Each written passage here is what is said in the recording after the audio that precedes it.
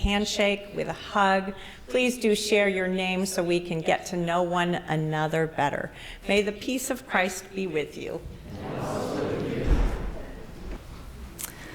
I am by no means an expert in stars, and I have such a strong memory of when I learned how to identify the Little and the Big Dipper and find the North Star. It was just one of those moments that felt so amazing to me, like I finally had some grasp on this large and amazing night sky and all those stars, which made no sense to me. I still really can't find any of the other constellations, but the North Star I can find. And pretty much any time stars are evident, I check that it's still there, faithfully in the north. Now, I've never had the occasion to have to use the North Star in wayfinding. Instead, my hiking girlfriends have about 3,000 photos of me with maps and compass in hand.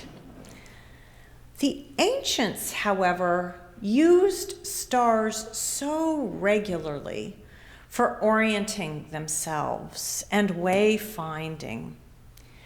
Indeed, they had such a close relationship to the stars, as in their world, untouched by modern lighting, every night that was at all clear was filled with an abundance of stars. The North Star was recognized by them as stable, and so they knew that it provided a way for them to orient themselves and to find their way in the dark. And the ancients also held that celestial events could portend human events. And so they attended to the appearance of celestial bodies in ways that were unusual.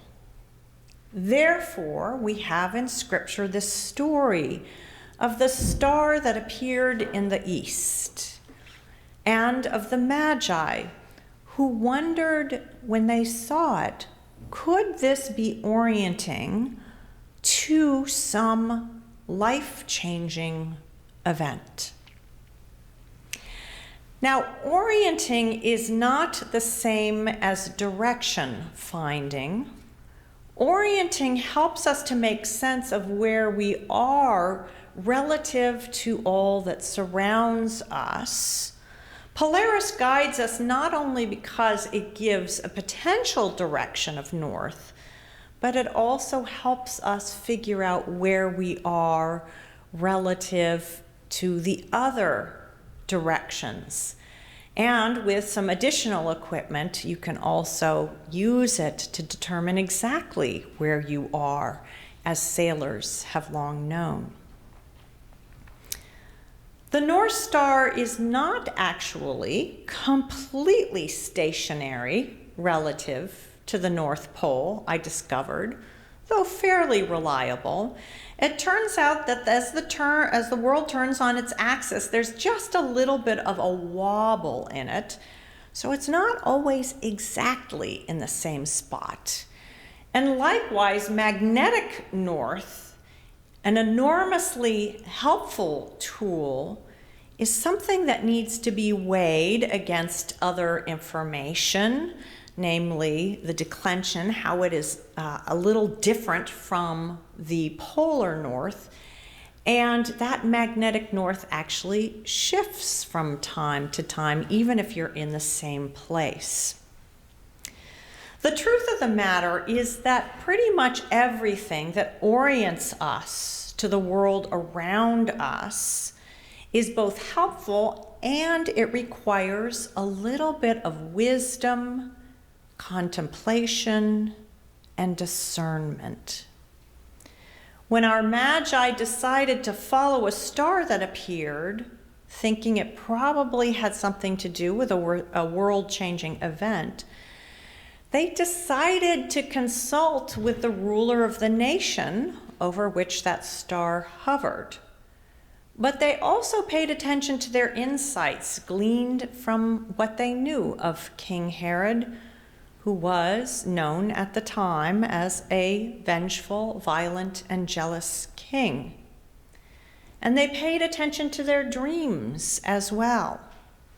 Some moderns like to pay attention to dreams, but others might think about this as translating it to paying attention to our intuitions, our gut sense, or synthetic knowledge, that knowledge we get when we take a lot of data from many, many different places and pull it together and just kind of know from that amount of bringing data together what is useful information.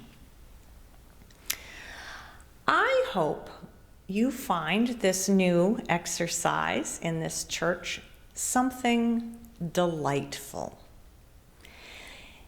May it be for you orienting, not necessarily directional.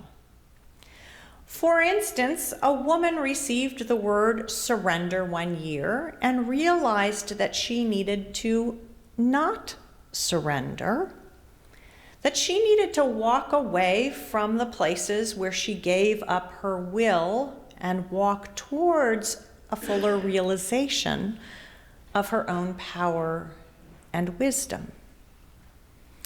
Likewise, a man who received the word smile realized over a period of time that the call felt like to him not so much that he should smile more as he should pay attention to the smiles of those around him. And as a result, he began to discern the difference between genuine, joyful smiles and those smiles we all offer one another, which are part of social cues.